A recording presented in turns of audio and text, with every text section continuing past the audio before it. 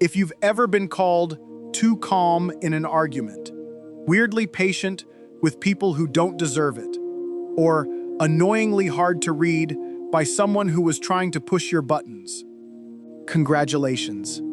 You might have something most people will never have. High emotional intelligence.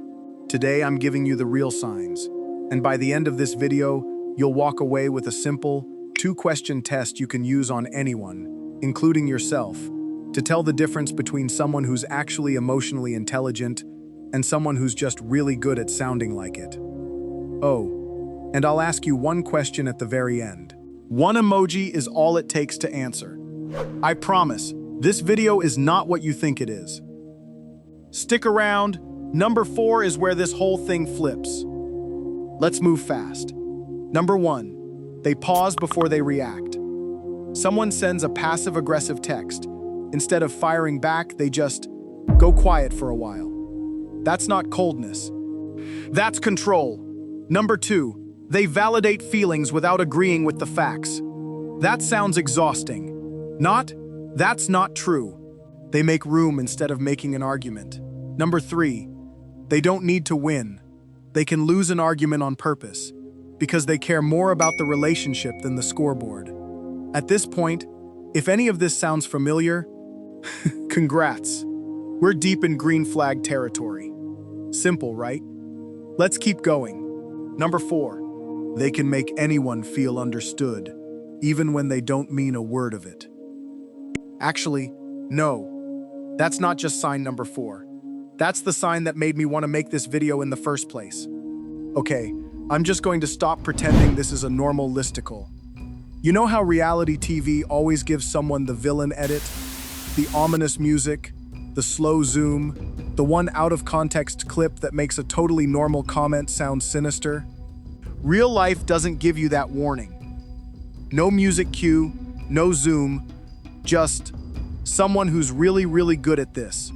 I didn't learn these signs from a psychology book. I learned them from someone who used every single one of them on me, before I even knew what emotional intelligence was. I remember one night specifically. I'd had a rough day, vented for maybe 2 minutes, and they said the exact right thing back.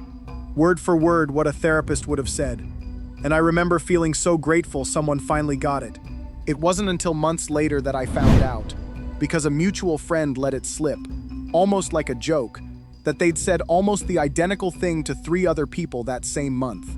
Not because they were wise, because it worked every time. They paused before reacting, to calculate exactly what would hurt the most. Later, they validated my feelings right after causing them.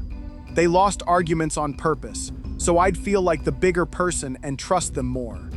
And they made me feel completely understood, while quietly rewriting the story of everything we'd been through. Here's what nobody tells you. High EQ and high manipulation look exactly the same from the outside. Same calm voice, same perfect timing, same words that make you feel deeply seen. The only difference is something you can never actually see: intent. So let's go back through the list, properly this time. Because these traits are real. They're just a knife. And a knife can cut vegetables, or it can cut you. Depends on who's holding it. Reading the room, real EQ uses it to know when to listen. Dark EQ uses it to know exactly who to lie to. Apologizing without over-explaining. Real EQ does it to repair something. Dark EQ does it to escape the conversation before you can ask more questions. Setting boundaries calmly, real EQ does it to protect both people. Dark EQ does it to punish you, quietly, so it doesn't even look like punishment. And staying hard to read, real EQ does it because they're processing. Dark EQ does it because unreadable people are harder to catch. Same behaviors. Opposite purpose. Emotional intelligence isn't a personality trait. It's a tool. And it works just as well for someone trying to help you as it does for someone trying to use you. Remember that 2-question test I promised at the start? We're about 2 minutes away. So here's that test. 2 questions. That's it. Question 1. After talking to this person, do I feel more like myself or less? Question 2. If I described what they just did to a friend without any context, would it sound caring? Or would it sound calculated?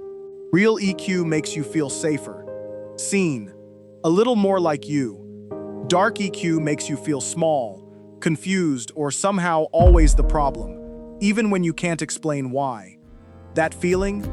Trust it more than you trust their behavior. And if any of this sounds a little too familiar right now, that's worth talking to someone about, not just watching a video about. Okay, 2 more, quick.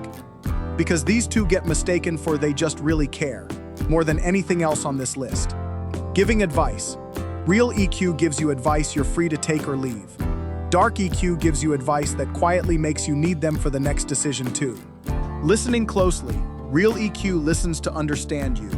Dark EQ listens to collect things it can use against you later. That's the full list. Now, that question I promised you back at the start. Think of one person. Could be anyone. Someone from work, an ex, your mom, whoever. After you're around them, do you feel more like yourself or less?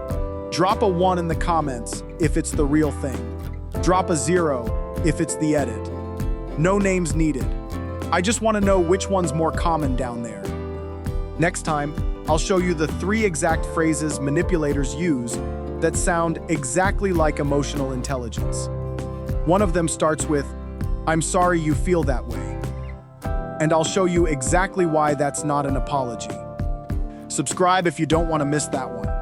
And if you made it this far without getting annoyed at me for the twist, yeah, you've probably got the real thing.